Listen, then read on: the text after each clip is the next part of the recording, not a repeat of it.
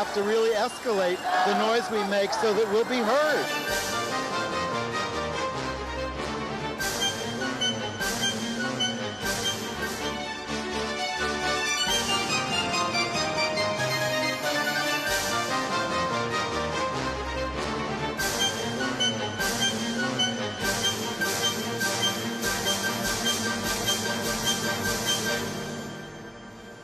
Welcome to Gay USA. I'm Andy Hum. I'm Ann Northrup. And we start off in the news this week with a big win in federal court for a transgender student in Virginia. And it may be a gift to the besieged North Carolina governor, Pat McCrory.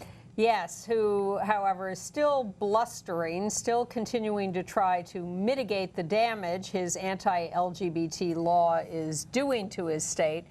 But he won't go all the way in repealing the law yet. We'll see what happens when the legislature is back in session next week. And the boycotts against his state are growing. Exploding. Exponentially. And we have another victory to report at the Social Security Administration for same-sex couples, married couples. Unexpected little event in Massachusetts where the governor got booed off the stage by LGBT activists at an LGBT event. The guy convicted of killing transgender Islan Nettles in Harlem several years ago finally pleaded guilty to manslaughter and was sentenced to 12 years in prison. Family's not very happy about the lightness of the sentence. No. The Australian telecommunications company we told you about last week that was bowing to the pressure from the Catholic Church there over their support of same-sex marriage has now reversed course after pressure from our side. That's because we're the most powerful people in the world. Well, more about that in North Carolina. Yeah. Hillary and Bernie have agreed to meet with AIDS activists next month. First case reported of the Zika virus being transmitted between two men through anal intercourse. And I will review The Father on Broadway. This is not August Strindberg. This is Frank Langella in a new play about dementia. And before we get to the news, just a note to our viewers and listeners. First, thank you to those of us who alerted us to the fact that you were having a little trouble with our audio podcast because we made some technical changes on our website.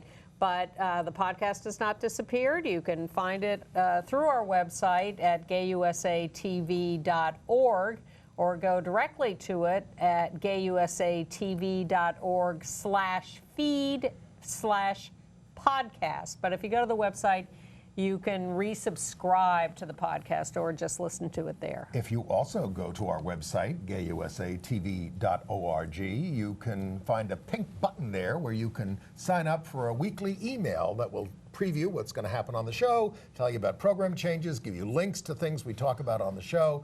Maybe we should get to some of the news that we're going to talk about. All hell is still breaking loose in North Carolina, but there may be a solution to the problem in the person or event of a court decision this week from the Fourth Circuit Court of Appeals. A solution to part of the problem, to Yes. the bathroom problem, which you keep hearing about. Well, that's what Pat McCrory, the governor of North Carolina, says is the irreducible essence of the anti-LGBT law that Then why did he have passed. to go ban all gay rights laws, LGBT rights laws? Because he had the opportunity to do so, and a lot of other things besides. But the Fourth Circuit, which encompasses Virginia, West Virginia, North Carolina, South Carolina, and Maryland? Google it. Okay. I read it today, but I've forgotten the fifth. Anyway, they, a sort of moderate circuit, not the Ninth Circuit in San Francisco, not whatever. Not the Fifth Circuit in the Not the South. First Circuit in New York. It is, the Fourth Circuit is a moderately progressive circuit, and they came out with a decision 2-1 in favor of Gavin Grimm, the young trans man who had been suing for the right to use the men's restroom in his high school. We have a picture of Gavin. Gavin goes to Gloucester. Gloucester County. This was a suit against the Gloucester County School Board, arguing that its policy requiring students to use facilities that correspond with their biological gender or gender-neutral single-person restrooms is a violation of Title IX of the Education Act of 1972, which bans discrimination on the basis of sex. Now, when Gavin first transitioned, he had been welcomed into the men's room at the high school without a problem.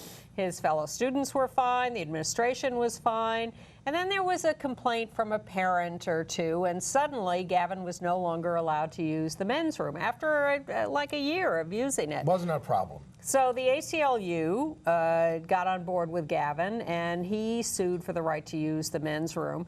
And he lost at the district court level. He sued in federal court, but he lost under the decision of a very right-wing judge who said all sorts of horrible things in court. Transphobic. Very. But his decision was a little more careful, but nonetheless against Gavin. So they appealed to the Court of Appeals, Fourth Circuit. Now, what the Fourth Circuit has done here is they've remanded the case for the district court to reevaluate Gavin's request for preliminary injunction against the proper legal standard. And what they've done is they haven't totally embraced the whole thing about this being sex discrimination. They've deferred to the U.S. Department of Education's interpretation of policies that give transgender students access to bathrooms that match their gender identities rather than their biological sex. And the EEOC's Chai Feldblum says, Feldblum says, an out lesbian, says, not as good as a direct interpretation of sex, but hey, it gives us the necessary bottom line. Well, there are two federal laws under which we are trying to interpret laws against sex discrimination as including sexual orientation and gender identity and expression. One is Title VII of the Civil Rights Act, and the other is Title IX of the Education Amendments. Now, the Education Amendments apply specifically to schools, clearly, because they're the education amendments. And this decision applies specifically to schools, but is seen as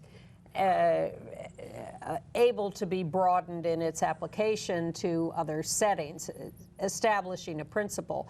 And the court said, look, the amendments are ambiguous. Title IX is ambiguous. But the Department of Education interprets Title IX as including gender identity in the prohibition against sex discrimination. And we are going to defer to their judgment on that, lacking any other more legitimate interpretation. So we won't do the full injunction for Gavin and order the school to do this, but we will send it back to the original transphobic district court with this interpretation. And we don't know if President Trump's education department would have the same interpretation, or if there would even be an education department. He's going to totally switch as president. He'll be the greatest president. He's going to transition? He'll be the most presidential, and it's going to be great.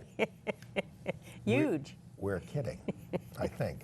But the most fascinating reaction to this decision, of course, comes from Governor Pat McCrory of North Carolina, who, and this decision is about a Virginia high school. And Pat McCrory says, well, I have no idea how this will apply to me. And of course, this runs absolutely contrary to all my principles. I think this is terrible, but I will abide by the court decision. As governor, I will uphold my oath of office and respect these court rulings and make sure these court rulings are abided by.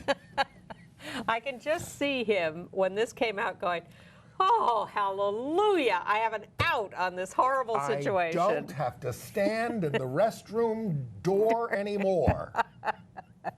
Go on, meet the press and make a fool of myself. And lie and lie and lie. But the world is crashing down. Well, there's Pat McCrory. There is also the threat, and it is only a threat, it keeps getting mentioned, that the Education Department could cut off $1 billion in federal education funds to the state and other states that don't comply along these lines.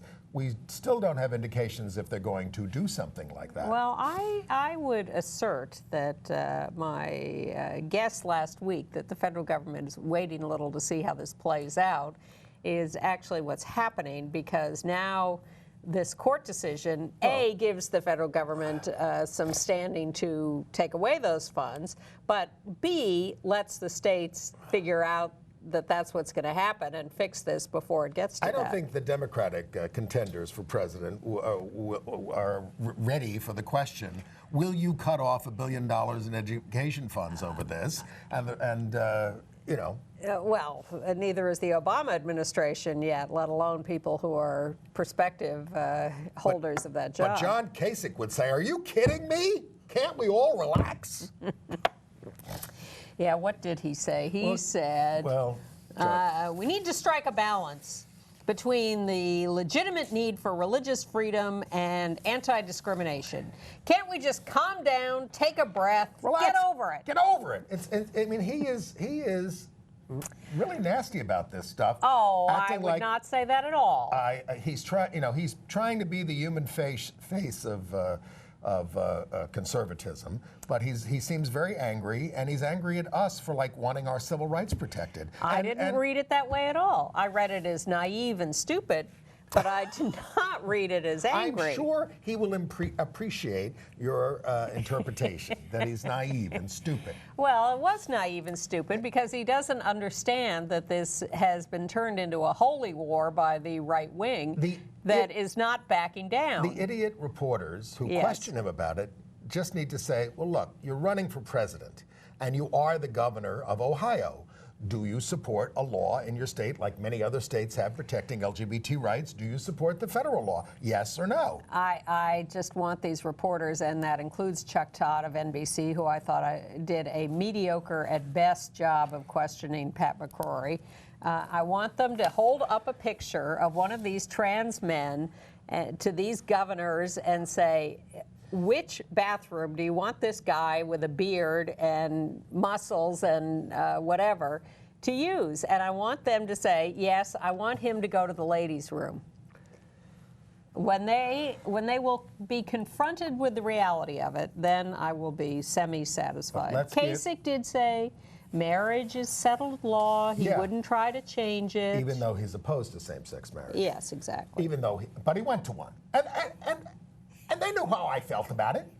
I mean, I wouldn't, if you didn't support... Who would invite him? Exactly. I mean, come on. God. Please stay home.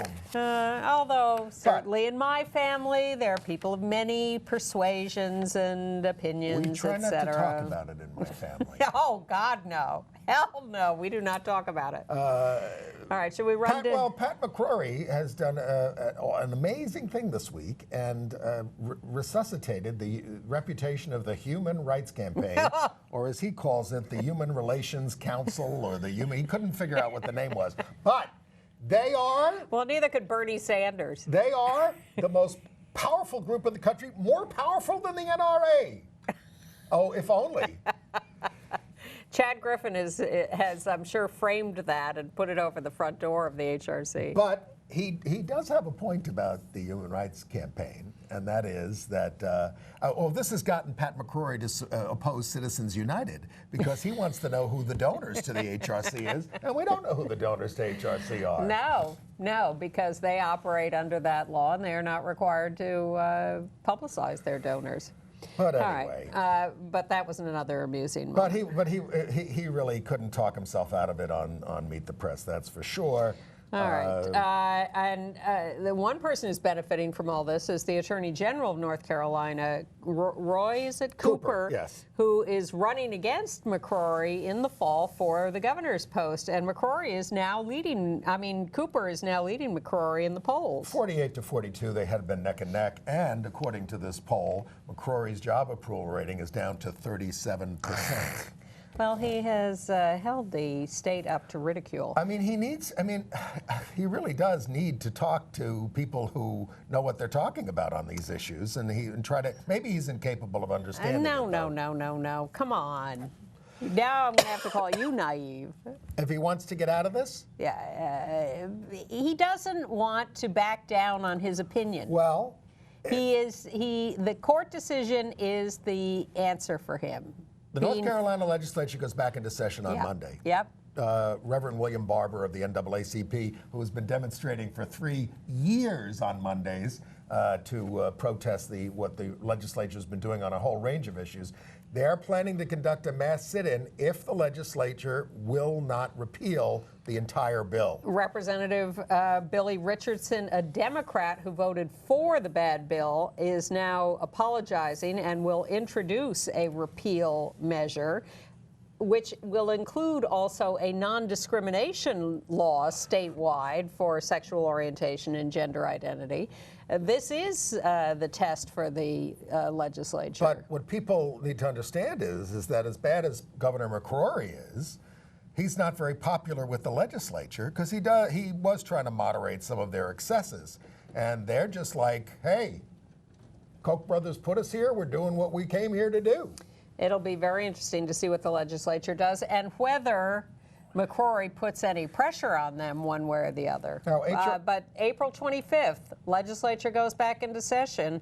There will be more fireworks next week. Well, and HRC, the Human Rights Campaign, not Hillary Rodham Clinton, and the local statewide group, their LGBT group, they are requesting copies of all communications about this bill among the governor, the legislative leaders, state and national religious public interest organizations, because they know who's behind it and they want to get it all out in the open. Exactly. So they've filed a Freedom of Information request. And of course, there is still a lawsuit by the ACLU and others against the law on the same grounds or the same kinds of grounds that the Virginia case was just won on, that this is illegal discrimination. And the rest of the law, which which bans gay rights laws, even though it bans some other things, because there was animus against it when they passed it, and they can use the Colorado decision for that. All right, let's run through a few of the events there. Ringo Starr canceled his concert. Cirque du Soleil canceled. Boston, the rock group, canceled. Ani DiFranco canceled. Pearl Jam canceled.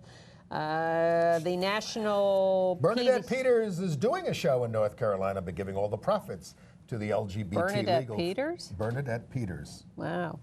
But she's giving okay. She's giving the money to fight the cause. The Association for Library Service to Children is canceling its September meeting. The National Pediatricians Association has slammed the law. Raleigh says that event cancellations have quadrupled, reported $732,000 in losses just through April 11th. More happening. Charlotte says the tally of groups that have canceled is up to 20. Another 36 are hesitant. The loss of 56 could cost the city more than $86 million. Cyndi Lauper, Jimmy Buffett, Greg Allman, and Duran Duran are performing in North Carolina, but devoting their concerts to education about the law and proceeds being donated to various local activists and centers. Now, the commissioner of the National Basketball Association, Adam Silver, didn't say the league would not move the All-Star game from Charlotte next year, but he stressed repeatedly that the legislation is problematic and they want to engage the community around it. Well, again, they have time, so they're trying to hope this will play out. Well, they're also seeing something in Raleigh at the LGBT Center, a very troubling effect. They're saying their call volume has increased by 8 times since the law has passed. Some of them are people just want to know how the law is going to apply to them. They also said it includes an increase in calls from people considering hurting themselves or committing suicide over this. A lot of fear because this is overt hatred from the legislature and those who support the law. And when you see your neighbors out there demonstrating for it because they hate you, that's very disturbing. Ted Cruz said the bathroom rule is perfectly reasonable. I'm happy to see that he's also against dildos, more about which later. Well, I remember that case and his support of that case. But if you want to wait, that's fine. The United Church of Christ in Hillsborough that had the pride flags burned has put up new ones right over the burned ones. They've left the charred remains of the originals on the ground there. And you could probably tell us more about Survivor contestant Neil Gottlieb. We have a could. picture of him. Well, you remember he's the guy who a couple of years ago put up the rainbow flag on the highest mountain in Uganda. We had a picture of that at the time because he was protesting their law. So now he's put up a rainbow-striped outhouse because it is a bathroom law on the highest mountain in North Carolina with a trans pride flag on top of it. Mount Mitchell. Yeah, so good for you, Neil Gottlieb. And he wrote a letter to the governor that's included with that display up there. So he's got quite a little campaign going all over the world on these highest points. LA Mayor Garcetti announced a non-essential travel ban along with a lot of other politicians, states and cities around the country. Bruce Springsteen, who was the first to cancel a major concert in North Carolina, is still going after them. He was performing in Detroit and blasted anti-gay laws again and said, you know, you're talking about passing one of these in Michigan. I'm not coming back here if you do that here in Michigan, too. And, you know, we are hearing from viewers in North Carolina, and what I'm hearing from them is, you know, bring it on. We need this outside pressure if we're going to turn this around. You know, what really is so frustrating to me is the lies that McCrory tells. He goes on Meet the Press and he whines and he talks about the powerful HRC and he says, I agree with Nikki Haley of South Carolina that these non-discrimination laws are unnecessary. No, what Nikki Haley said was that your stupid bathroom law was unnecessary. Right. He's completely 180 degrees lied about what she said. Maybe he misread it. Maybe he is an idiot. He doesn't seem very bright. All right, so well, like Mike Pence from Indiana, another doofus. Yeah. Right. Can I move to Mississippi? Yeah, let's talk about Mississippi. As we were taping last week, Sharon Stone was announcing with her producers that they were canceling a movie shoot there. Well, they were making a short film about cyberbullying, which will now be shot in another location. Tracy Morgan, the comedian, has now canceled a show in Mississippi. Belinda Carlisle of the Go-Go's is going to go ahead and perform, but wrote a letter to the governor saying, I have a gay son. I think your religious freedom law is absolutely heinous, and I will be educating people at my concert and giving proceeds locally. The Biloxi City Council has voted 6-0 for the repeal of the law. Yep. Calling for it. And again, dozens of CEOs and business leaders have written to the governor asking for repeal. There's there's an interesting column, the financial page in this week's New Yorker, that goes over the phenomenon of these major corporations being so involved in the LGBT rights movement after we've spent all these years condemning them for all their heinous acts. Well, they're the ones who elect these right-wing legislatures. They elect them, they screw up climate change. Because they want low taxes and no regulations. They're bad to their workers, they do all this stuff. They're not particularly fond of gay rights laws, and they don't press for that. They don't demand that the state cover gay rights. They just say, don't pass these bad laws. Because that gives us trouble with our workers and our customers. Yes, and I told you that the Mississippi Picnic in New York, run by expats from Mississippi, was canceled, but now they're talking about maybe some alternative event. Queer Nation may want to know about this. We're ready. An alternative event that would, because the people who run the picnic oppose the law. Because they live here. Yeah, that's why they left. Target has issued a statement of policy that transgender clients and workers are welcome in whatever bathroom is appropriate for their gender identity. If you are wondering where you can go to the restroom, this is serious. There is now an app for that. It's called refugerestrooms.org. Go to refugerestrooms.org. It's a web application that seeks to provide safe restroom access for transgender, intersex, and gender nonconforming people. And the old star pitcher Curt Schilling, who's a longtime right-wing Christian who's been very homophobic over the years, retweeted some horrible transphobic thing, and he's now an analyst on ESPN, and ESPN is considering their options with him. Look, I can remember on Morning Joe a couple of years ago when they had to talk about trans issues, they just got unhinged. All right. Yes, I'm sure they did. Well, in South Carolina, Spartanburg County Sheriff Chuck Wright spoke at the Greenville-Spartanburg Republican Women's Meeting, and the county's top law enforcement officer threatened bodily harm to any transgender woman who uses the ladies' restroom in his presence. All right, I have a list of good news. Okay. Tennessee, the governor vetoed the bill making the Bible the state book, and the state representative who had proposed the anti-trans student bathroom bill has withdrawn it for more study. In Kentucky, they have ended their legislative session, and they killed all the bad anti-LGBT bills there. The Target Corporation has made it clear that transgender people in its stores are welcome to use the bathrooms that align with their gender identity. As I said a minute ago. Oh, sorry, I missed that. In Kentucky, the governor signed the bill for no clerks' names on marriage licenses and a single marriage license application that allows you to designate, husband, wife, male, female, spouse, partner. So everybody is happy there. But the Arkansas Attorney General is asking its state Supreme Court to overturn a lower court decision that cleared the way for married same-sex couples to get the name of both spouses on the child's birth certificate without a court order.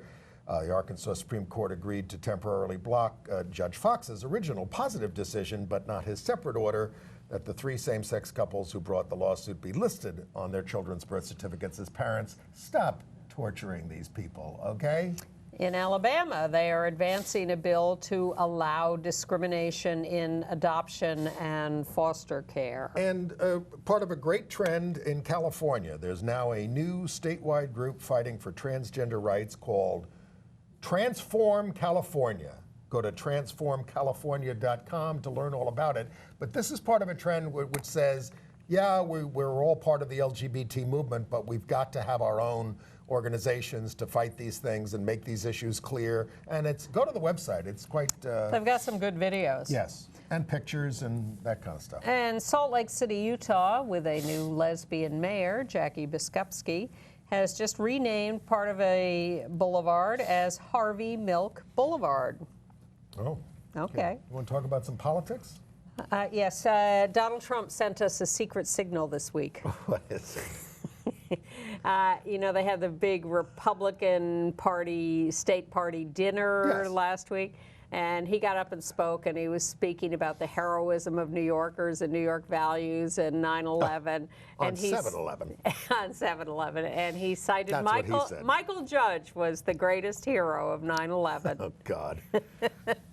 Gay priest. Michael is turning over in his grave. He did die on 9/11 of a heart attack, I think. Yes. Famous picture of him being carried out of the rubble. A gay man. Yeah. All right, politics. So Hillary has agreed to meet with 12 to 15 AIDS activists on May 13th, and Bernie has agreed to meet the first week of May. Both were threatened with protests on the day before the New York primary, and they caved. Yes, as well they should. And then there's that Bernie going off to the Vatican. Oh, yeah. Now, in the middle of the New York primary. Now, he was invited to a meeting with world leaders. He's sitting with a bunch of them. On climate change. And wealth inequality and all that kind of stuff. And, he was asked by a reporter, well, did you bring up your differences with the church on gay rights and women's rights? He said, well, those are well known. And he hung out and tried to meet the Pope. And I have to say... He did meet the Pope. He shook his hand. He shook hands with the Pope. But, as sympathetic as I am to the positions of Bernie Sanders, I think you have to look at who are you looking to lead your movement? Somebody who leads a church that excludes gay people, that excludes women from leadership? That is problematic. That is not modeling what we need if we're going to transform this world. think you can agree with the Pope on those economic issues Sure. and praise him, but Bernie's praise sounds a little over the top. Right. A little idolatrous. But let's give the Pope some credit. He went to Lesbos this week. Lesbos is the island where a lot of refugees come in. I'd give him credit for bringing back a dozen refugees. Yes. I think that's terrific. Yes. But in fact, why don't you have every member of your church take in 12, yeah, and then the problem would be over. Maintain your dignity, Bernie. Well, now, you know, I do mean this about when I criticize the church a lot, because, you know, they've got all these sexual sins that are considered mortal sins that for which you will burn in hell forever. How about making despoilation of the climate and treating your workers like crap? How about making that a mortal sin that will keep you in hell forever? If he would do something like that, I might have a little respect for him, even though I don't believe in. Now, another politician who had a tough week was Governor Charlie Baker of Massachusetts, a Republican who got elected by saying some pro-gay stuff. You have to in Massachusetts. Yes, and at one point ran with a out gay, or wanted to run with an out gay lieutenant governor. Who lost a primary. Yeah.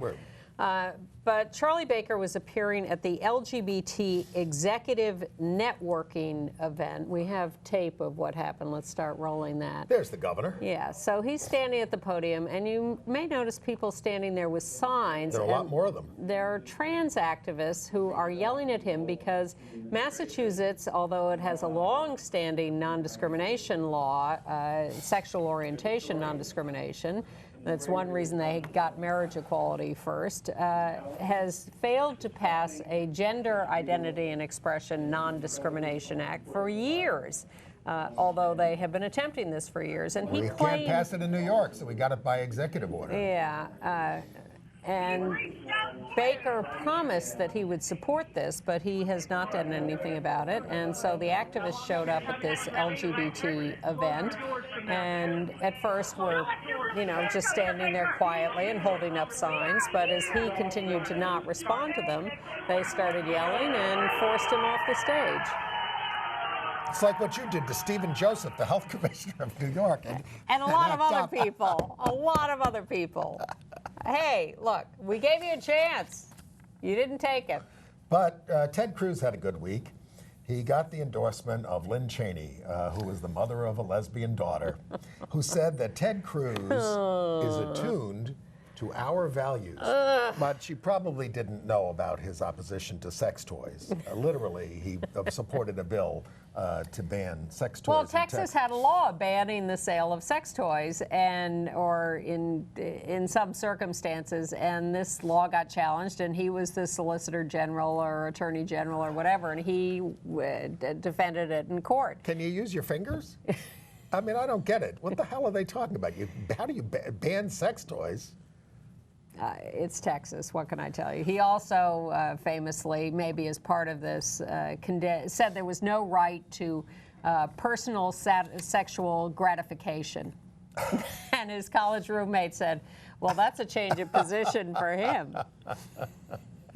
By the way, in New York State, in the election that took place on primary day, we had a special election to replace the disgraced Republican majority leader, and a Democrat took the seat. So the Democrats could take control of the Senate again if we could keep rogue Democrats in line in this state. Don't hold your breath. Governor Cuomo can't seem to do. No, don't hold your breath. Well, it's disgraceful. We're Democrats. We should do something about it. We need more, bigger majorities. And we lost a longtime civic and gay leader in Atlanta, Barney Sims, 70 years old, shot dead by a 17-year-old friend or acquaintance he just had lunch with, who then stole his car. Ugh.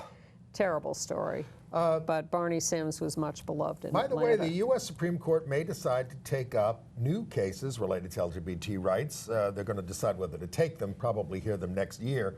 One is the challenge to the New Jersey's ban on ex-gay therapy, which was upheld by the Third Circuit, and the other seeking gender reassignment for a transgender inmate in Massachusetts, Michelle Koselik, where the First Circuit of Court of Appeals affirmed the state's ability to deny the procedure. Yeah.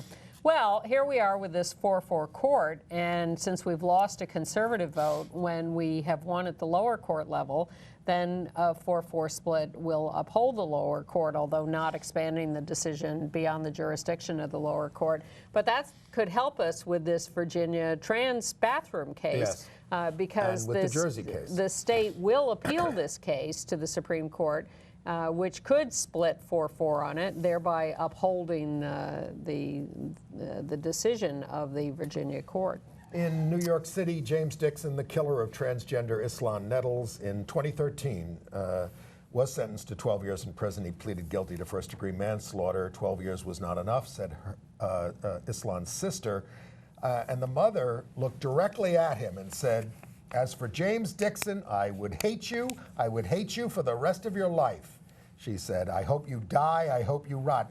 I kind of like that better than "I forgive you," which some people go into court and do. When people don't even ask for forgiveness, I mean, you know. Well, when your child has been deliberately pummeled to death by someone who simply hates their gender identity and feels humiliated by contact with the child, it's not time for forgiveness. It's unless you were sincerely repentant. I wouldn't judge that, but I would no. I mean, someone's desire to forgive. But I think they have a point when they say, you know, you're still walking around and my child is gone forever. In Maryland, in Rockville, trans prostitute Keona Blakeney was 22 years old, murdered at a Red Roof Inn, presumably by a client, although we're still investigating the details of that. You know, we do report a lot of these transgender murders, and you wonder if it's like vastly increasing. What really is increasing is the reporting of it and the proper identification, gendering of these victims. And a study out of Georgia State University says 50% of transgender students have attempted suicide, and the numbers go up when they've actually been denied bathroom access, for instance. Social Security Administration. Oh, yes. They have decided, so the deal is people were getting Social Security payments as unmarried, and therefore their payments were a little higher than they would have been if they'd been considered married, same-sex couples who were legally married but not recognized in the state in which they were living. So then the Obergefell decision happens, and people say, all right, so now we're legally married, and the Social Security Administration will adjust our benefits. Well, the Social Security Administration didn't do that immediately, and so they overpaid some same-sex married couples.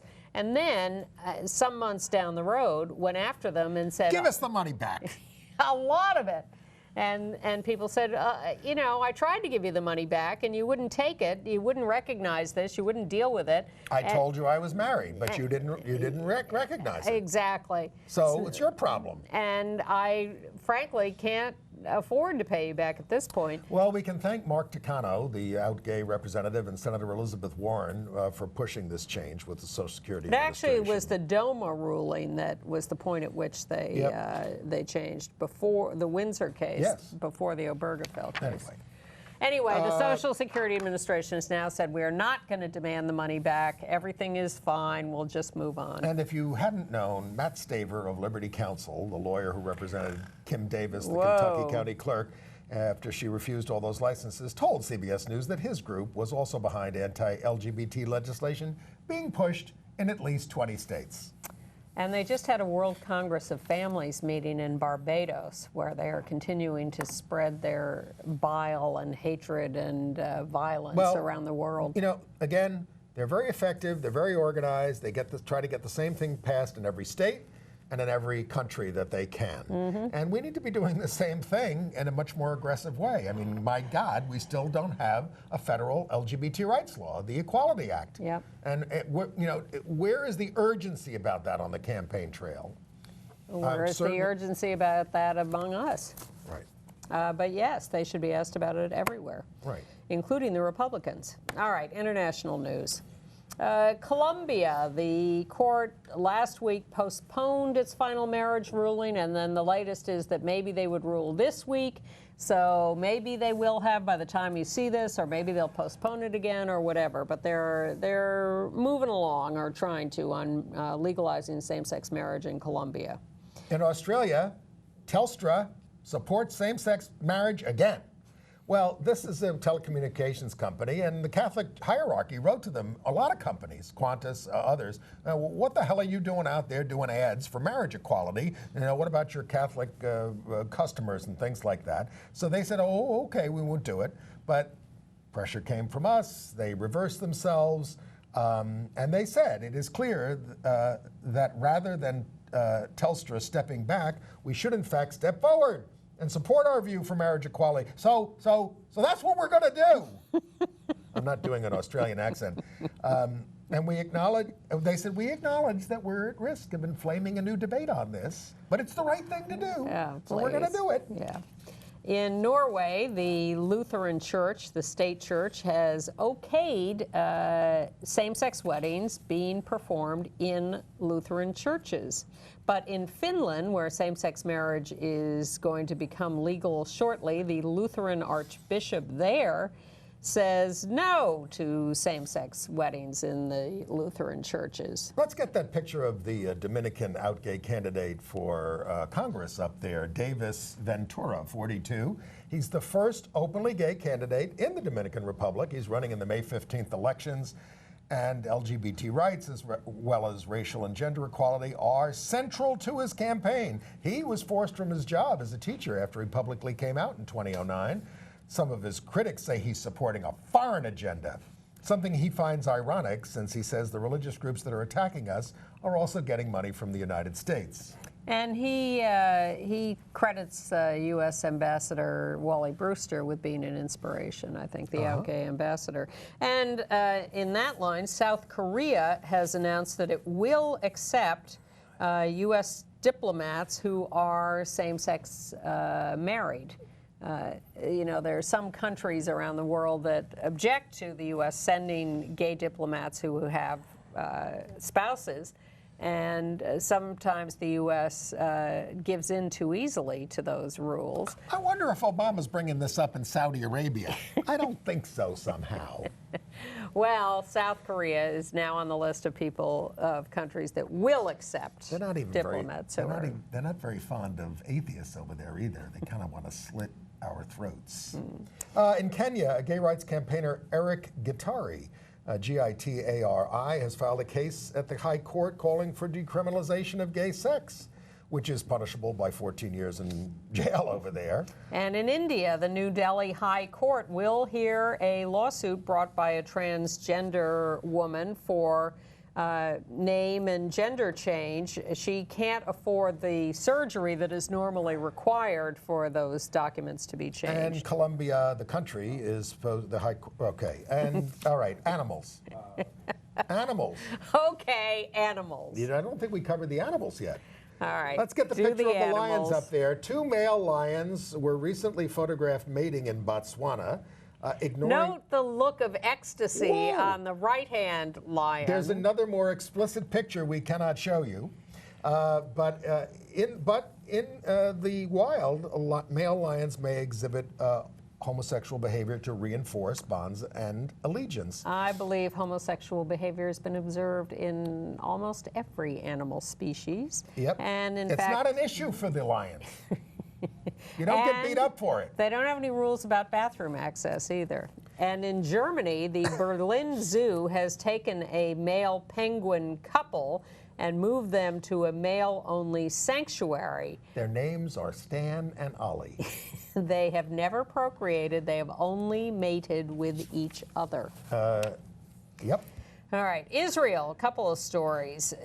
First of all, the Jerusalem court has convicted the Orthodox man who had just gotten out of jail for stabbing people at the LGBT Pride Parade in Jerusalem in 2005 and then showed up at the 2015 last year Pride Parade again. Killed a young woman. Killed Shira Banki, 16 years old, and wounded 6 others. He's been convicted of murdering her, attempted murder of the others. And the court was very angry at the police department for not stopping him because he was a known violent attacker of these of LGBT LGBT people at these pride parades. In Tel Aviv, the LGBT community there is very mad at the Ministry of Tourism because it's spending all this money to get people to come from internationally to the Pride Parade, and they're saying, what about all the funds that we need here to do the work we have to do? You're not giving it to us. You're just, and they don't use the term pink washing, of course, but, well, we have a pink little banner back here. But, they're saying this serves your agenda, but what about the money that we need to provide social services and all these other kinds of things? Highly ironic that local Israeli LGBT activists would be accusing their government of pinkwashing, of trying to show off to the world. Don't just use us, they're saying. Yeah. Help us. In Turkey, the LGBT group in Ankara, Chaos, K-A-O-S, has closed the Ankara LGBT Cultural Center because they are under such violent threats from ISIS. They are expecting attacks, and therefore they have closed down. And in Bangladesh, they canceled, the authorities canceled a rainbow rally for the Bengali New Year because of threats from Islamists. And when a few LGBT activists tried to rally anyway, the cops arrested them. Speaking of threats from both sides. And in Russia, a gay theater critic was murdered by a guy who's described as a Hitler admirer. Good grief. Yeah. It's still a perilous world out there. But not in Taiwan, where they have designated all gender bathrooms. There you see a picture of it. Yes, with their logo for that. And there's a very cute video that went along with it, but it was in Taiwanese, so we did not include it. But it's very cute about all the access to bathrooms by all genders. I think it's basically the way all restrooms should be. What the hell? Well, I'm sympathetic to people's desire for privacy and separation, but you know what kills me is that if a woman was in the next stall, what the hell do I care? Pat McCrory, because some women want to come out of stalls and adjust their clothing and their bodies and whatever, and they want privacy for that, and or same gender company. But what kills me about these discussions about trans access to bathrooms is Pat McCrory and the right wing keep saying, these laws allow men into women's bathrooms. No, they allow trans women into women's bathrooms. Right. And I think we have to be clearer about saying these are women who want access to women's bathrooms, right. And we let them get away with their language. Right. The United Kingdom has published an official warning to LGBT travelers from the United Kingdom to the United States, saying the United States is a diverse country. Watch out! Look at look at the laws they're passing in North Carolina and Mississippi. There are a couple of parts of the United Kingdom I'd want to be safe, a little bit more discreet as well. We're all New York is not an entirely safe place, and we all need to be conscious that none of us is living in a perfect environment. Okay. AIDS news? Yes. I'm going to give you another reason to wear condoms. Men can contact Zika, the virus, through unprotected sex with other men who are infected with the virus, the CDC says. They found a case, they documented it. It was anal sex between two men. It's only the second reported case of sexual transmission of Zika ever, and the first that was observed between two men. And then you have to ask. The really bad effects of having the Zika virus appear to be on an unborn, on a fetus. Encephalitis for the child, but there are diseases in the person who gets the virus that it has been linked to. Again, all this is being sorted out right now. Okay, you probably don't want the Zika virus. No. The Zero Project and other organizations are going to hold their second annual training academy on HIV criminalization issues. The first one was in Indiana last year. We talked about that. This year it's going to be in Alabama at the University of Alabama in Huntsville, May 17th through 20th. It's a compelling subject, and it's going to be a fascinating group of people. And if you are interested in this, either the subject or actually attending the conference, You can go to their website, hivisnotacrime.com. hivisnotacrime.com. And this is a good time to acknowledge the death of Doris Roberts, the great comic actress. Among other things, we all loved her work. Among other things, she was a big supporter of AIDS causes, especially for children. She was very instrumental in running one of those organizations for children with AIDS. And hilarious on Everybody Loves Raymond. Very saucy. Yeah. All right, and the NHS, the National Health Service in England, is going to reconsider its decision not to provide PrEP, pre-exposure prophylaxis, because they were faced with a lawsuit by the National AIDS Trust. And they're setting up a committee to look at it. They had been maintaining that we don't fund prevention, but that's not true. My guess is they fund contraception. Yes. Exactly. Although, you know, in the United States, a lot of insurance covers Viagra, but not the pill. Outrageous. Ridiculous. Hasn't Obamacare fixed that? I guess so. Okay. Entertainment news. All right. You saw a play. Was it entertaining? I saw The Father.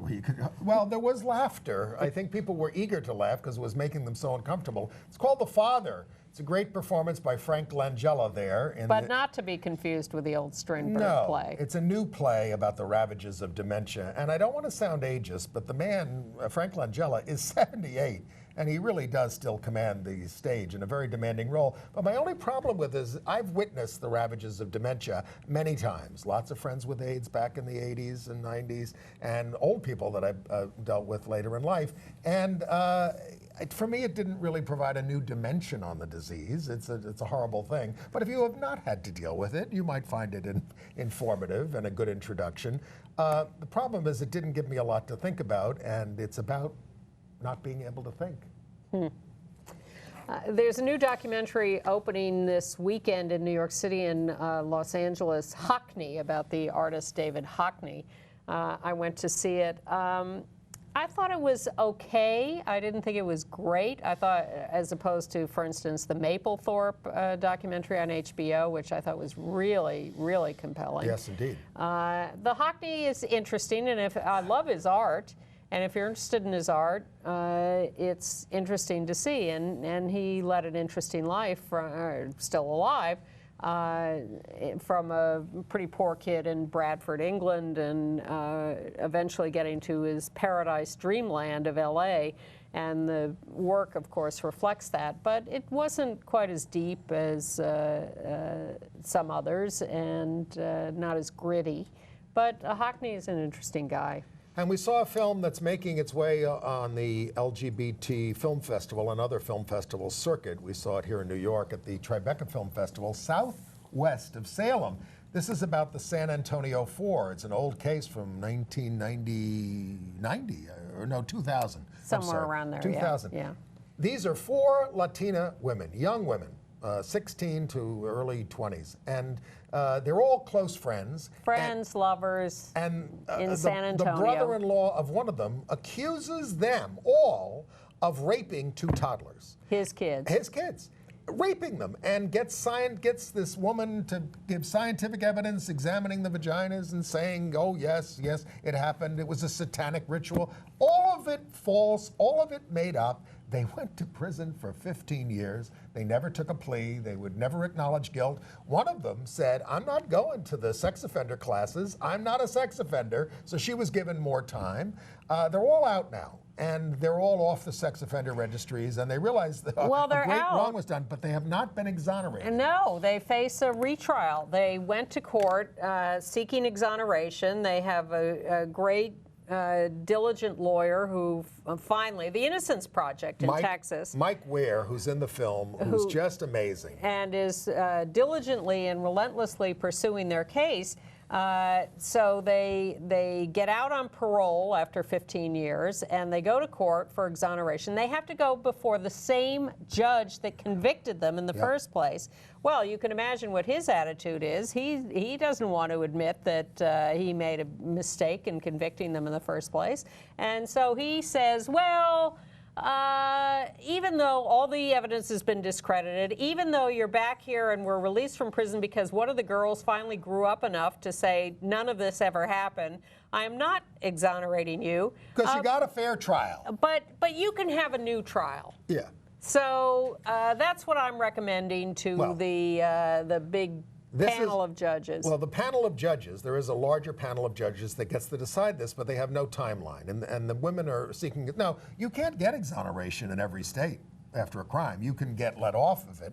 You can get, you know, get pardoned. But you can't get exoneration is a rare thing, but Texas does have exoneration. And the whole system, you know, Obama hasn't been good on this. No. Governor Cuomo here hasn't been good on this. The late Antonin Scalia, Mike Weir, said this at a forum where I met all these women. He said Antonin Scalia's attitude was, it doesn't really matter whether you did it or you didn't do it. The question is whether you got a fair trial under procedural grounds. That's what Scalia used to say, and that's why he always upheld the death penalty and all that kind of stuff. It's a heart-wrenching story. It's a really good documentary. I wept through half the film. Southwest of Salem. We showed a news report here a couple of years ago. It must have been when they first got out. Yes. They are lovely human beings, and the idea of what they have been through is just heartbreaking. The idea that they've been able to maintain their sanity and their dignity through all this. And their good humor and their humanity and their optimistic outlook on life. And their love for each other. They were put in separate prisons. They were not even allowed to communicate with each other for 15 years. Yes. You know. Why? But living while lesbian. Except for the bad brother-in-law, they had families that supported them, that loved them, that stood by them, that never faltered in believing in them. And the brother-in-law is interviewed at the end of this film. He is still alive, he is still around, and he is refusing to back down on any of this, and he is continuing to lie.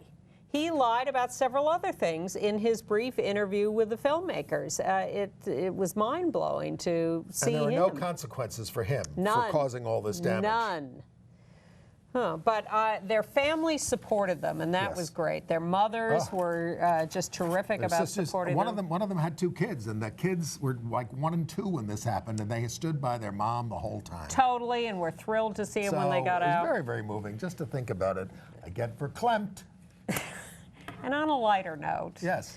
Last night, as we're taping, was the final episode, thank heavens, of Bride and Prejudice, which was the 3 couples that were having, you know, religiously discordant, racially discordant, gay, all with family disapproval. It all had a happy ending. All the family members showed up late for the weddings. All the weddings waited for the family members to show up, and all was fine at the end. I love it when these series end so I don't have to watch them anymore. As Shakespeare would say, all's well that ends well. Including this show. We will see you next week. Bye. Bye-bye.